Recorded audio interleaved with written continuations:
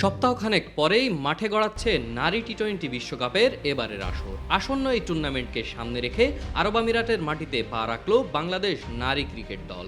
বৃহস্পতিবার সকাল 10টায় হজরত শাহজালাল আন্তর্জাতিক বিমানবন্দর থেকে এমিরেটস এয়ারলাইন্সের একটি নিয়মিত ফ্লাইটে ঢাকা ত্যাগ করেন তারা।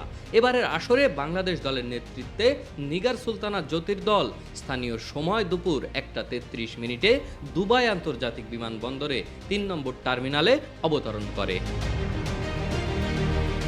এবারের নারী টি-20 বিশ্বকাপ ঘরের মাঠেই খেলার কথা ছিল বাংলাদেশ নারী ক্রিকেট দলের, কিন্তু দেশের রাজনৈতিক পট পরিবর্তন এবং অস্থিরতার কারণে বিশ্বকাপের আসর সরিয়ে নিয়েছে আইসিসি। ফলে বাংলাদেশের বদলে বিশ্বকাপ অনুষ্ঠিত হবে সংযুক্ত আরব আমিরাতে। আয়োজক আমিরাত হলেও আসর শুরু হচ্ছে বাংলাদেশের ম্যাচ দিয়েই। বাংলাদেশের প্রথম ম্যাচ 3 অক্টোবর স্কটল্যান্ডের বিপক্ষে শারজা ক্রিকেট স্টেডিয়ামে হবে ম্যাচটি। বি গ্রুপে বাংলাদেশের মেয়েদের জন্য প্রতিপক্ষ হলো ইংল্যান্ড, দক্ষিণ আফ্রিকা ও ওয়েস্ট ইন্ডিজ। এবারে তারুণ্য ও অভিজ্ঞদের মিশ্রণে স্কোয়াড সাজিয়েছে বাংলাদেশ। আমাদের যেই প্রাইমারি টার্গেট, প্রাথমিক যে লক্ষ্য, সেটা কিন্তু যেরকম ছিল তেমনই আছে।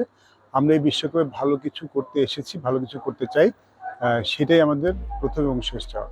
টি-20 বিশ্বকাপে ভালো কিছু করার স্বপ্ন দেখিয়ে গেলেও অতীত বলছে খুব বেশি আশাবাদী হওয়ার উপায় নেই। আগের 4 আসরে একটি ম্যাচও জিততে পারেনি টাইগ্রেসরা।